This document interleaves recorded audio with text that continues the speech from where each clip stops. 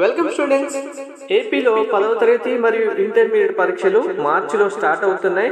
ఈ పరీక్షలు రాయబోతున్న సుమారు 1,90,000 మంది విద్యార్థులకు 2 శుభవార్తలు అయితే రావడం జరిగింది. ఒకటి పరీక్షలకు సంబంధించిన మార్కుల విషయంలో, ఇంకొకటి రిజల్ట్స్ కి సంబంధించి. అవేంటి అనేది మీకు క్లారిటీగా చెప్తారు. వీడియో స్కిప్ చేయకుండా చూడండి, లైక్ చేసి తప్పకుండా షేర్ చేయండి. కంప్లీట్ గైడెన్స్ కోసం ఛానల్ సబ్స్క్రైబ్ చేసుకొని బెల్ బటన్ అయితే ప్రెస్ చేయండి. ప్రిపరేషన్ సంబంధించి మీకు Telegram, WhatsApp channel link description లో ఇచ్చాను, జాయిన్ అవ్వండి. సబ్జెక్ట్ వైజ్ గా మీకు కావాల్సిన ప్రిపరేషన్ గైడెన్స్ తో పాటు పీడిఎఫ్స్ కూడా ఆ టెలిగ్రామ్, వాట్సాప్ ఛానల్ లో అప్లోడ్ చేయడం జరుగుతుంది. సో ఇక్కడ మనకు ఫెయిల్ అయిన స్టూడెంట్స్ ఎవరైతే మళ్ళీ ఎగ్జామ్స్ రాయాలనుకుంటున్నారో ఆ స్టూడెంట్ కి సంబంధించి ఏపీ గవర్నమెంట్ మంచి డిసిషన్ అయితే తీసుకుంది రీఅడ్మిషన్ ప్రాసెస్ ద్వారా. సో ఈ రీఅడ్మిషన్ ద్వారా మనకు ఏపీలో 10వ తరగతి విద్యార్థులు 1,23,000 మంది విద్యార్థులు ఫెయిల్ అయిన వాళ్ళు ఈ ఇయర్ రీఅడ్మిషన్ తీసుకున్నారు. ఇందులో 1,03,000 మంది విద్యార్థులు ఎగ్జామ్ కి ఫీ పే చేశారు. సో ఇప్పుడు మార్చిలో ఫెయిల్ అయిన విద్యార్థులు 1,03,000 మంది ఇప్పుడు ఎగ్జామ్స్ రాస్తున్నారు. అలాగే ఇంటర్మీడియట్ సంబంధించి 90,251 మంది విద్యార్థులు ఎగ్జామ్స్ రాస్తున్నారు.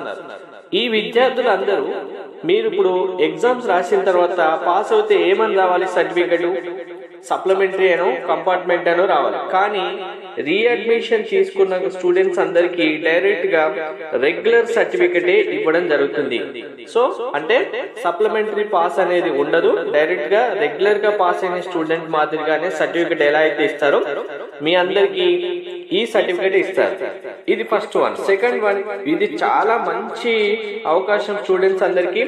ఇప్పుడు రీఅడ్మిషన్ తీసుకున్న స్టూడెంట్స్ అందరూ ఫెయిల్ అయిన సబ్జెక్టులు మాత్రమే కాకుండా అన్ని సబ్జెక్టులు ఇప్పుడు ఎగ్జామ్స్ రాయాల్సి ఉంటుంది. ఇప్పుడు 10th క్లాస్ స్టూడెంట్స్ మీరు ఒక 2 పేపర్స్ ఫెయిల్ అయ్యారు, కానీ 10th క్లాస్ లో ఉన్న అన్ని 7 పేపర్స్ అయితే రాయాలి. అలాగే మీరు ఇంటర్మీడియట్ స్టూడెంట్స్ మీకు 5 కానీ 6 పేపర్స్ ఉన్నాయి, మీరు ఒక 1 సబ్జెక్ట్ ఫెయిల్ అయినా 5 పేపర్స్ రాయాలి.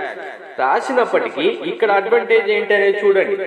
మీకు ఏ సబ్జెక్ట్ లో అయితే ఏ సంవత్సరంలో ఎక్కువ మార్కులు ఉన్నాయో వాటినే పరిగణలోకి తీసుకొని మీకు ఫైనల్ మార్క్స్ ఇస్తారు. అంటే ఇప్పుడు ఇక్కడ ఎగ్జాంపుల్ క్లియర్ గా ఇచ్చారు చూడండి.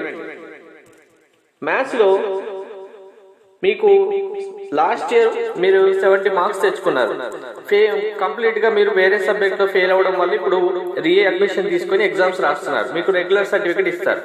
కానీ ఇప్పుడు మ్యాథ్స్ సబ్జెక్ట్ ఇయర్ 30 మార్క్స్ వచ్చాయి అనుకోండి, ఇప్పుడు మరి 30 మార్క్స్ వస్తే ఫెయిల్ కదా అని మీకు ఫెయిల్ చేయడం ఉండదు. లాస్ట్ ఇయర్ ఆల్రెడీ 70 మార్క్స్ వచ్చాయి కాబట్టి ఆ 70 మార్క్స్ నే తీసుకొని మీకు ఆ సబ్జెక్ట్ లో 70 మార్క్స్ యాడ్ చేయడం జరుగుతుంది. అంటే ఇప్పుడు సపోజ్ మీరు లాస్ట్ ఇయర్ 70 మార్క్స్ మ్యాథ్స్ లో వచ్చాయి, సైన్స్ లో సపోజ్ 20 మార్క్స్ వచ్చాయి.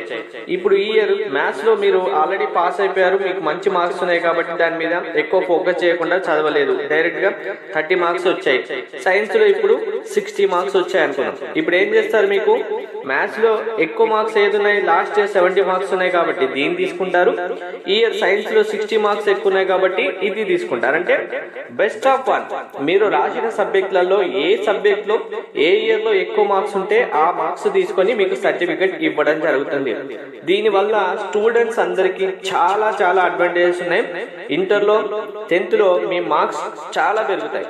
సో మీరు ఏం చేయాలి అంటే లాస్ట్ ఇయర్ మీకు ఫెయిల్ అయినప్పటికీ లాస్ట్ ఇయర్ ఏ సబ్జెక్ట్ లో అయితే మీకు మంచి మార్క్స్ ఉన్నాయో ఆ సబ్జెక్టు పైన ప్రిపరేషన్ వదిలేసి ఇప్పుడు ఈ ఇయర్ మార్క్స్ పెంచాలనుకున్న సబ్జెక్టు, ఫెయిల్ అయిన సబ్జెక్ట్ ఏదైతే ఉంటుందో దాన్ని చదివారనుకోండి, ఆటోమేటిక్ గా మీకు మంచి మార్క్స్ వస్తాయి, స్కోర్ పెరుగుతుంది, ఆటోమేటిక్ గా మీ పర్సంటేజ్ పెరుగుతుంది, అలాగే రెగ్యులర్ సర్టిఫికేట్ కూడా రావడం జరుగుతుంది. ఇది చాలా అడ్వాంటేజ్ ఏపీలో 10th క్లాస్ అండ్ ఇంటర్మీడియట్ విద్యార్థులకి. ఏ రాష్ట్రంలో కూడా ఇలా రెగ్యులర్ సర్టిఫికేట్ ఇవ్వడం, బెస్ట్ ఆఫ్ 1 సబ్జెక్ట్ మార్క్స్ తీసుకొని పాస్ చేయడం అనేది లేదు. Thank you.